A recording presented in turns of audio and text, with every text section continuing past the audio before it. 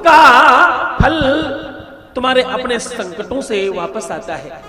मैं सीधे कहूं तो तुमने किसी भी प्रकार का कोई पाप ताप किया हो तो उसका फल है कि तुम्हें दुख मिलता है। क्या दुख जीवन में आता कैसे है? दुख आता है तुम्हारे किसी भी कर्म के फल से। अगर तुमने कोई अशुभ कार्य किया तो उसका फल है कि तुम्हें दुख मिलेगा। तुमने कोई शुभ कार्य किया तो उसका फल है कि तुम्हें सुख प्राप्त होगा। हाँ, शिव महापुराण कहती है जीवन में अगर तुमसे जाने अनजाने भी किसी भी प्रकार का कोई पाप हो रहा है, ऐसा तो कोई ही, एक तरफ मैं तुम्हें कह रहा हूं ऐसा कौन है जिसके जीवन में दुख नहीं, और दूसरी तरफ मैं तुम्हें कह रहा हूं ऐसा कौन है जिसके जीवन में किसी भी प्रकार का पाप नहीं हो रहा। गौर से सुनना,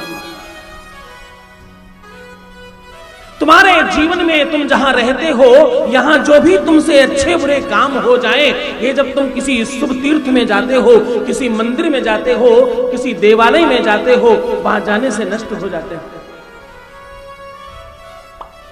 क्योंकि अन्न क्षेत्रे कृतं पापम पुण्य क्षेत्रे विनश्यति, पुण्य क्षेत्रे कृतं पापं वज्रलेपो भविष्यति।